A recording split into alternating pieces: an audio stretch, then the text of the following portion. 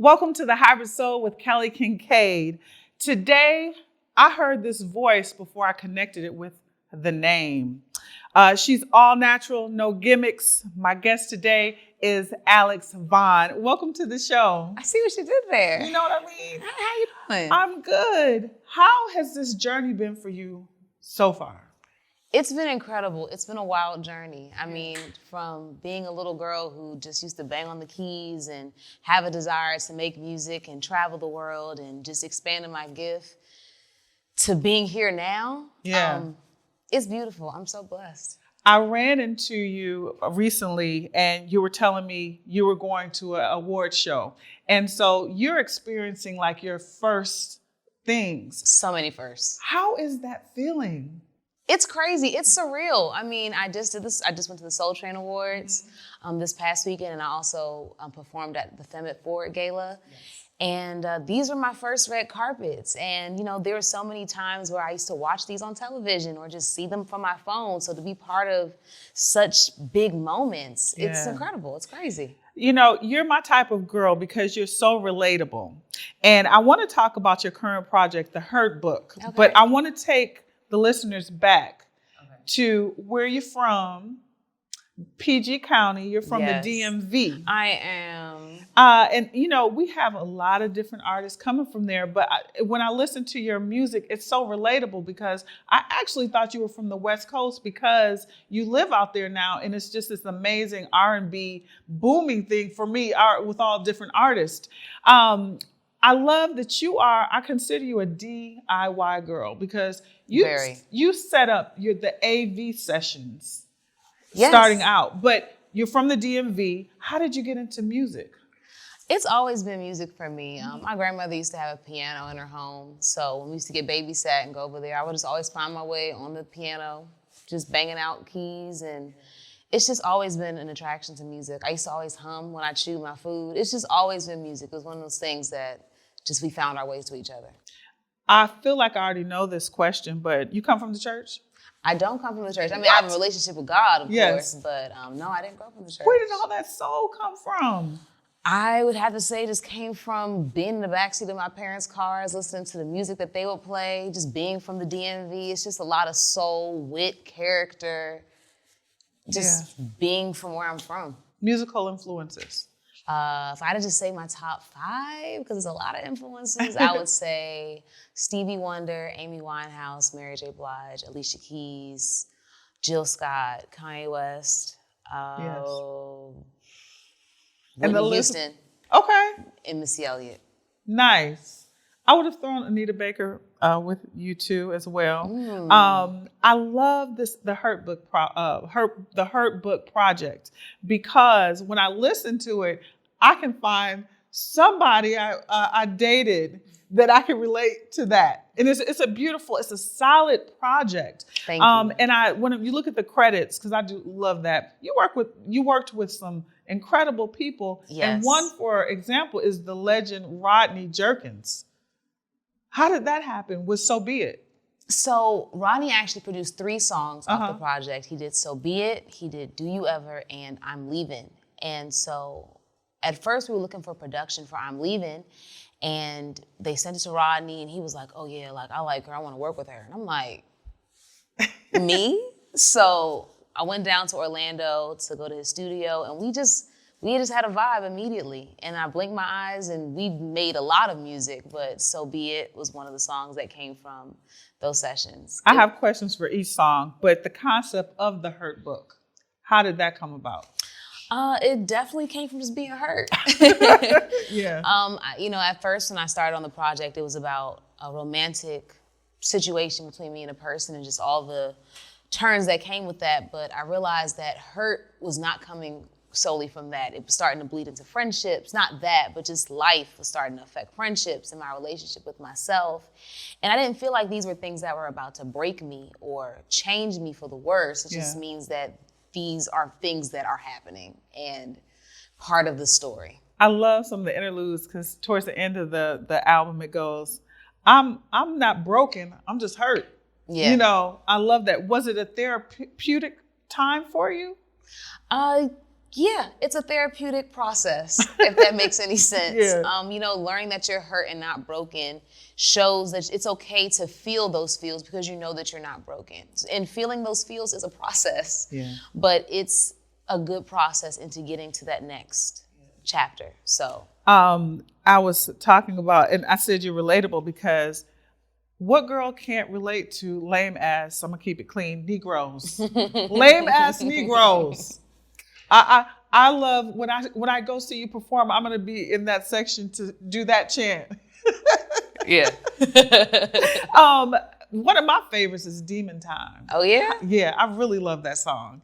How did that come about? Writing that and just the concept? So that was a session with myself and DJ Camper, one of my good friends and super talented producer, and one of my good friends, Reggie Beckton, who's a songwriter and an artist.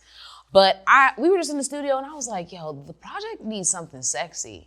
And I was kind of like in a text conversation with the person and they were trying to hang out, but I was never available when they were trying to hang out. But then I was like, I'm trying to see them when I come to town and see if they're gonna be available. And I was like, let's just see what happens. And then I just blinked my eyes and then Demon Time came about. I love it. It's one of my favorite tracks.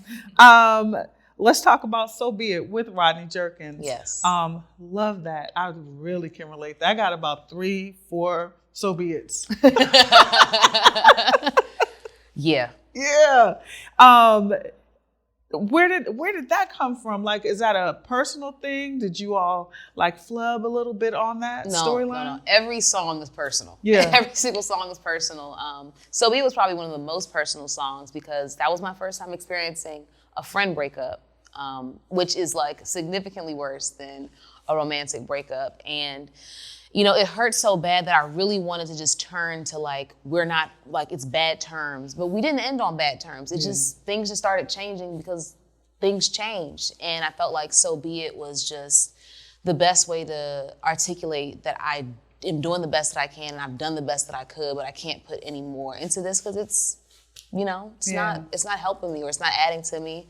It's time to move on to the next chapter. I get it. I get the whole Hurt book. I was like, I could do a Hurt book. Let's take it back to the AV sessions and 4 p.m. mix album. So I said earlier that you are a DIY girl. You were singing. You're classically trained because you play the piano. Yes. And you started the AV sessions. How did that start? So back in 2018 was when I first started dibble-dabbling with LA. And in one of my first weeks, my publicist and I, we went to an open mic in LA. And the entire atmosphere was just insane. And I was like, there's nothing like this in DC.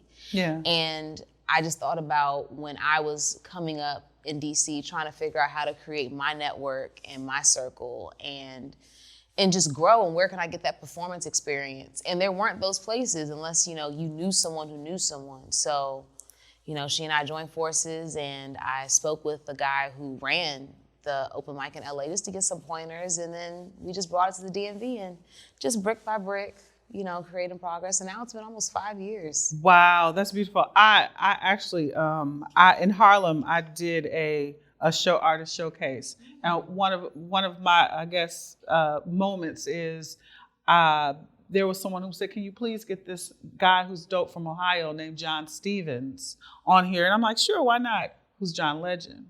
So I understand the whole art. It's a bubbly feeling every time when I see him, just to be a part of that. But I like it because you're so giving, because you could have just been focused on me. Like, AV Sessions is just me. Every week, every month. And I never wanted it to be about me. Like, I wanted it to really be about the DMV artist community. Yeah. It's really hard to get those experiences, or to get people to bet on you, or to even just get your 10,000 hours and to get on whatever stage you want to get on. So I just wanted to create that space. So you started off as an independent, but recently, has it been a year anniversary with Love Renaissance? Yes. What made you go for that decision to join a label? Well, it was all pretty divine. Like, I wasn't seeking to be signed. It was very organic and natural. And, you know, one thing that I appreciate about LVRN is that I can make eye contact with every single person. Yeah. And, you know, I can tell that they're really here for the art and they want to help cultivate and elevate who you are and not change who you are. And, you know, those are one of the things that you're nervous about when you think about labels. They take all your rights or they try to make you become something you're not. So they gave me that comfort, and I feel like this is an age and a stage where I'm like able to really like appreciate and take proper care of an opportunity like this. So, and here we are. It's some good people over there too. I Yeah. really love what they're doing, and for them to partner with you to do stuff, I'm looking forward to more. What has been your favorite thing to date that you've experienced on this journey? This is going to sound really broad, but all of the lessons that I've learned and all of the like the rough moments that I've experienced since signing, this is everything that I prayed for. You know, it's never just the presented final product of what you pray for. It's the process. And everything that I've experienced, I feel myself growing and I feel myself becoming wiser and a little bit more sharp and still like myself, you know, but yeah, I don't know. I'd say probably just all the lessons that I've learned. And one of the lessons being like, it's okay to feel how you feel and to feel that. It's a lot. Let's start back at the 4 p.m. mix. What made you knew that you wanted to sing, but what made you start and say, I'm gonna put this project together? So when I started work on the 4 p.m. mix, it was maybe some months after I left school and my parents were super upset. And I wasn't really worried about that because I was like, I want to be an artist. I don't know what that looks like. I need to figure it out. And at the time, I was just like, I just want to make just a chill project about the weekend, getting off work, and not too early, not too late. I was like, what time is it? It's like 4 p.m. And that project was created in about 6 months. And, you know, it showed my parents that like, okay, Alex is gonna do things no matter who stops her, no matter what. And, you know, in time they started like getting with the program. And the 4 p.m. mix was definitely the beginning of a lot. And you moved cross country. What did you say to yourself like, I'm gonna do it? I have no idea. I've always wanted to be an artist. I've always wanted to pursue music. And I just feel like in knowing that, there's just like this little thing in my brain that's just like, make it happen, figure it out, make it happen, figure it out. And it's gotten me there. Now, specifically the pandemic, and flights being like buy one, get one free is what got me to LA for real. Right. But really, like, as soon as it made sense to come out here, I just came. And every time it's made sense. So I'm gonna track this journey. So you were home in school, you had your AV sessions, packed up, moved to LA. You were doing background singing. How did you start working with the industry?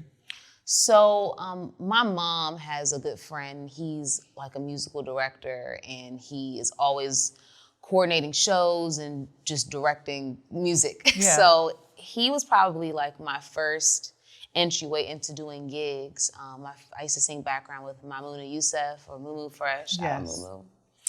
She's killing it. I used to sing background for Goapele and Cece Peniston and Nathan East. That's impressive. That's impressive. Like 19. Wow. What would you tell your 19-year-old self now in that process? Let me just say the 19-year-old me was way goofier than this. What would I tell my 19-year-old self?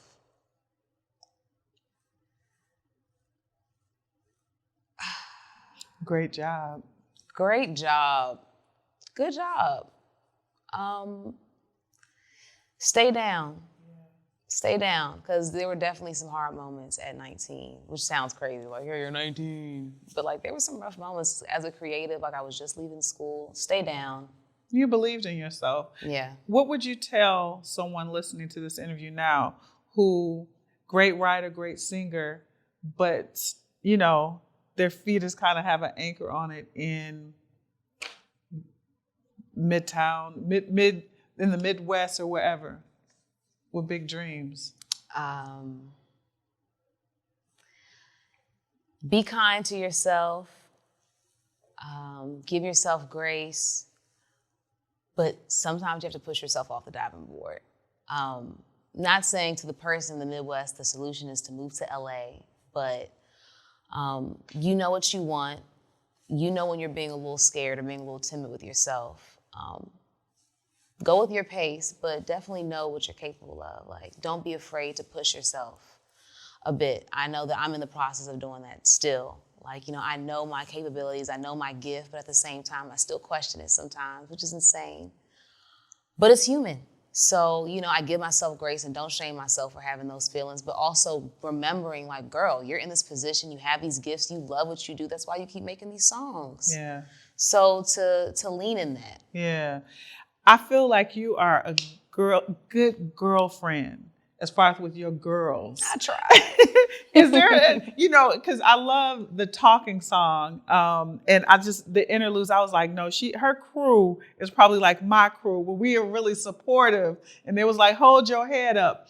And in the interlude, it was like, we're like our daddies. Are you a daddy's girl? I am a daddy's girl. Me too. Me too. Me too. How proud are your parents right now of you? My parents are my biggest cheerleaders. Yeah. My dad especially, which is so funny because when I was first deciding I didn't want to leave school, he and I were butting heads really bad. But they're totally in full support. They're my favorite people to cheer me on. Favorite song from the Hurt book? My favorite song from the Hurt book? I like Demon Time.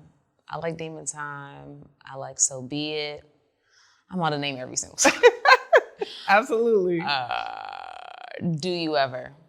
I say those are my top. The project is a solid project, because this is technically your debut album. Technically, with Love Renaissance, with a bigger push, correct? Yes. What is in store? More. Yeah. Just more music, just more visibility. Like, I'm gonna be doing more performing, just be on your TV screen more, I don't know, on a commercial, on the radio, anywhere you can think, where else could I see a person? Yeah. Is where Alex Vaughn is about to be. I love it. Let's see what else I wanted to ask you while I have you here now. Any people that you want to work? So I know that you worked with like IDK and Wale and some other people. Odd Mojo. I love that song as well.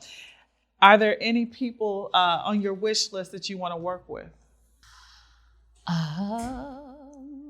There's a lot of OGs I'd love to work with. I'd love to work with Missy Elliott. I love to work with Pharrell. I would love to do anything with Jill Scott, Alicia Keys, Thundercat. Honestly, just anyone who's just amazing at what they do and has a good vibe to them. You ready. I've had the pleasure to see you on stage. You're ready, and your future is so bright. You are keeping R&B alive. Thank you. I'm looking for more music from you because I love that you already have a catalog, but just don't stop. Don't stop. And I want to thank you for coming with the Hybrid Soul. Until the next time, and when you come back, we got to get you to perform. Absolutely. Okay? Yes. Okay. It's the Hybrid Soul with Kelly Kinkaid. My special guest is Alex Vaughn. Until next time.